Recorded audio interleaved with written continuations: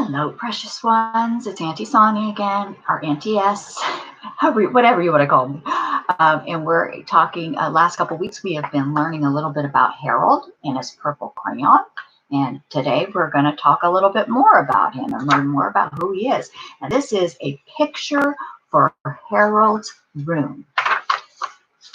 So, I want to put a picture on my wall, said Harold. He drew a house with his purple crayon. More houses made a little town. It was far away. The town had woods and hills around it, and it was at the end of a long road. It will look pretty in the moonlight, said Harold, and he stepped up into the picture to draw the moon. He looked down at the houses. I'm a giant, he said. But a giant would scare all the people in the town. It is good no one woke up and saw me, said Harold. He walked over the hills. How big I am, he said. Harold's head was above the clouds. With a few steps, he came to the end of the land. And at the end of any land, there is water. It is the sea, said Harold. There are seagulls. Harold was big enough to walk through the sea. A great big ship went by. It was an ocean liner. A big whale came up in the waves, spouting water. And just ahead of Harold was an old sailing ship. He easily caught up with it and passed it.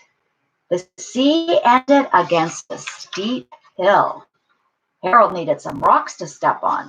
He climbed out of the sea and onto the hill. Then he saw that the ship was too near the rocks. He put up a lighthouse to show the sailors, and he went on his way over high mountains. Harold was taller than the highest mountain. I am higher than anything, he said. Then suddenly, he thought of airplanes. Harold ducked his head just in time. It was a big jet plane flying very fast. There might have been a bad accident. Harold found a low place in the mountains. It was a good place for a railroad to go through.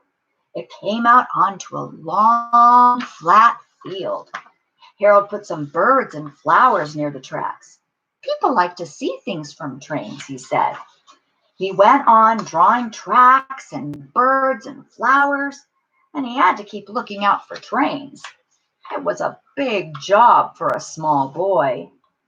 And all of a sudden, he saw how small he had become. He was half the size of a daisy. He was smaller than a bird. How would he get home? He could not wade home through the ocean. He could not climb those high mountains. And just then, he fell into a mouse hole. Excuse me, he said to the mouse. Then Harold sat down on a pebble to think, and after a minute or two, he stood up again. This is only a picture, he said, and he took his crayon and he crossed it all out. I am not big or little. I am my usual size. But how could he be sure about that? At home, he was always his usual size. So he drew the door of his room, and there was a long mirror on the back of the door. Yes, said Harold, I am my usual size. He was glad to be back in his room. He was tired, but he had no picture to hang on his wall. So before he went to bed, he drew another picture. Harold is a kind of silly boy, isn't he?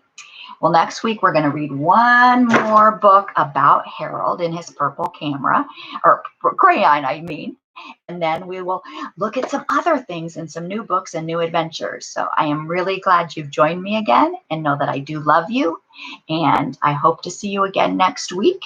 Just be good, and we'll see you then.